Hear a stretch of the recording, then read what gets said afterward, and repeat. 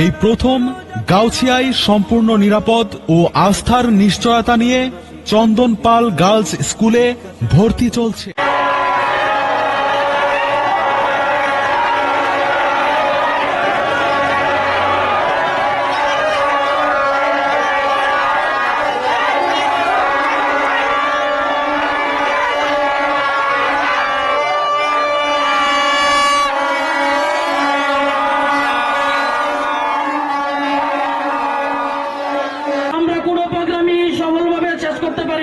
আমাদের ইফতার মাহফিলে হামলা চালাতো, আমাদের দেশনেত্রী বেগম খালেদা জিয়ার জন্য যে রূপ মুক্তি কামনার জন্য আমরা জুয়া মাহফিল আয়োজন করেছিলাম, সেখানে এই ফেসিবাদ সরকারের গুন্ড বাহিনী আমাদের উপর বর্বর হামলা চলেছে।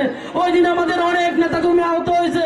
আমরা সেদিনের কথা ভুলি নাই, ভুলতে চাই না।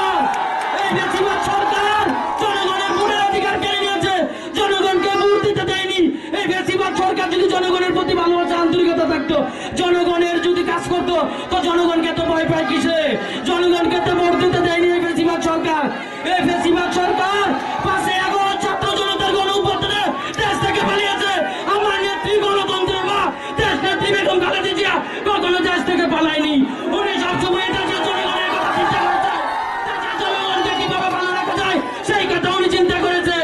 আমার নেতা, আমার অভিভাবক ডক্টর আব্দুল মঈন খান স্যার, এশিয়ার শ্রেষ্ঠ শিক্ষাবিদ, উনাকে আগামী জাতীয় সংসদ নির্বাচনে উনাকে আপনারা সবাই ভোট দিবেন এবং ফেসিবাদ মুক্ত সরকার গঠন করতে আপনারা সকলে আমাদের সহযোগিতা করবেন, যাতে ফেসিবাদ সরকার আমাদেরকে আর দমন-পীড়ন না করতে পারে।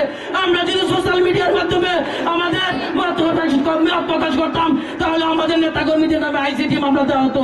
আমাদের আমি ইউনিয়ন থেকে বহু নেতাকর্মী দীর্ঘদিন কারাভোগ করেছে, বহু নেতাকর্মী দিনের পর দিন, মাসের পর মাস বাড়িঘর ছাড়া থাকতে হয়েছে, পরে জায়গায় পানির উপর থাকতে হয়েছে।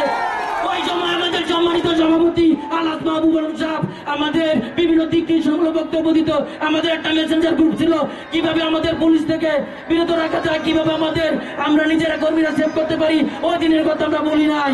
কিভাবে আমাদের কর্মীদের আগলে রেখেছেন আমাদের সাধারণ সম্পাদক, আমাদের সিনিয়র সহসভাপতি। আর এই বলে আমার সংক্ষিপ্ত বক্তব্য শেষ করতে চাই।